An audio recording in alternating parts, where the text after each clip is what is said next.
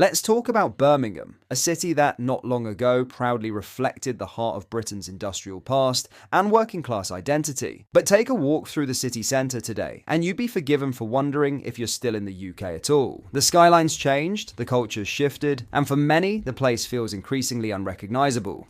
We'll dive into this story in today's video, but before we get started, don't forget to like this video and subscribe. Right now, only 12% of viewers are subscribed, so join the community and help us grow. Now, of course, cities evolve, that's expected. But what we're seeing in Birmingham isn't just evolution. It's rapid transformation happening at a pace and scale that many locals never signed up for and are now expected to quietly accept. Take, for example, the ongoing expansion of certain religious buildings, specifically mosques, where public pavements are now being taken over as part of their construction efforts. Yes, pavements, public space, a land that's supposed to belong to everyone, and yet not a word from local authorities. No pushback, no planning notices, no community consultation, just concrete, scaffolding and silence. You'd think someone might ask to see the planning permission just to double check that everything is above board. But no, raise the question and suddenly you're the problem. This isn't about faith, it's about fairness. It's about whether the rules apply equally or if certain groups have quietly been allowed to operate by a different set of standards altogether. Because if pavements can be absorbed into private religious projects without scrutiny, what message does that send to the rest of the country? To the average Brit who has to jump through hoops just to get a driveway approved? Have a watch of this.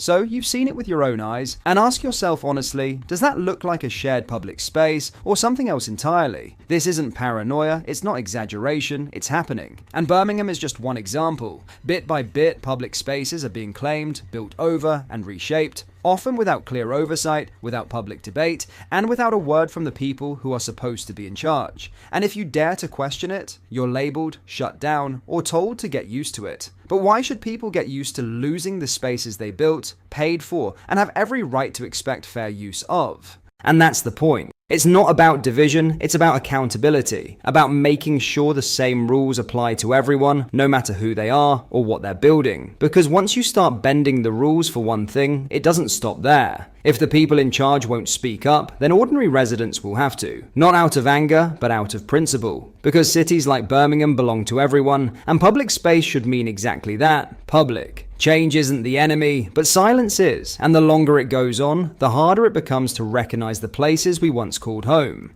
In other news, Nigel Farage has fired back at former Chancellor Kwasi Kwarteng after a heated on-air row in which the Reform UK leader was accused of having no coherent fiscal policy. The clash, which unfolded live on GB News, saw the two political heavyweights exchange sharp barbs over spending, welfare and economic credibility. Mr. Kwarteng, who briefly served as Chancellor under Liz Truss in 2022, accused Reform of being all over the place on fiscal matters, suggesting that the party's promises were inconsistent and unaffordable. But Mr. Farage hit back forcefully, defending his platform as one of tough but necessary reforms designed to restore fairness and fiscal discipline. He told GB News, "No, no, no, no.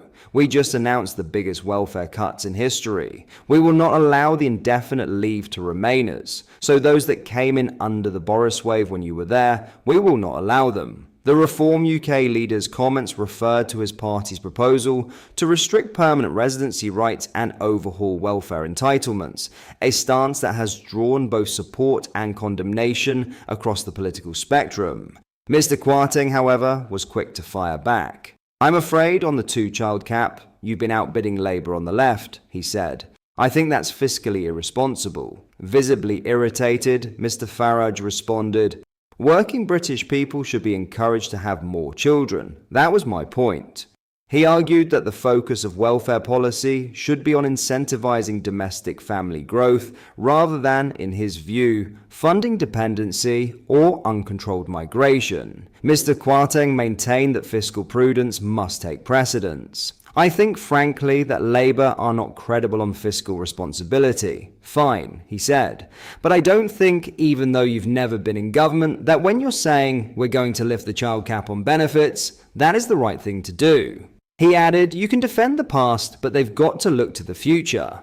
The issue I have with Labour is that they couldn't even reduce £5 billion out of welfare reform, and all the Labour ministers, they were on the Today programme, they were on shows like this, saying this is what we've got to do. They've got a majority of 170, and they still couldn't do it. The tense exchange encapsulated a growing divide on the British right over economic and social priorities. While Mr. Kwarteng represents a traditional conservative view of market discipline and controlled spending, Mr. Farage's populist approach seeks to blend fiscal toughness with nationalist and anti-immigration rhetoric, appealing to working-class voters who feel alienated from Westminster politics. Their confrontation also came just hours after Kemi Badenoch, the Conservative Party leader, made a major policy announcement at the Tory conference, pledging to abolish stamp duty if the Conservatives win the next general election. Mrs. Badenoch said the move would form part of a wider reform of HM Revenue and Customs, HMRC, arguing that scrapping the property tax would unlock fairness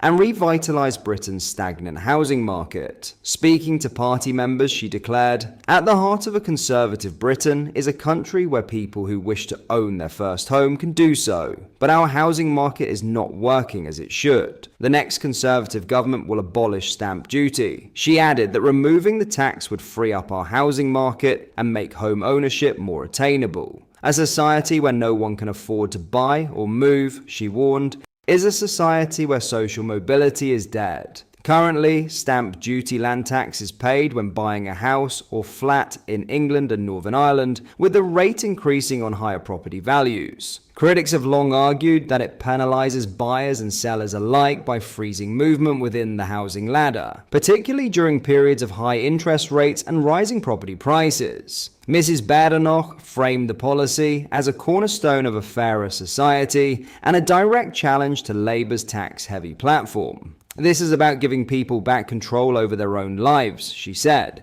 "We want to make sure that aspiration is rewarded, not punished." The dueling visions laid out by Mr. Farage, Mr. Kwarteng and Mrs. Badenoch underscore how Britain's political landscape is fracturing in the run-up to the next election, with Conservatives, Reform and Labour all vying to define what economic credibility and social fairness should mean in post-Brexit Britain. What are your thoughts on what we discussed in today's video? Let me know down in the comments section below.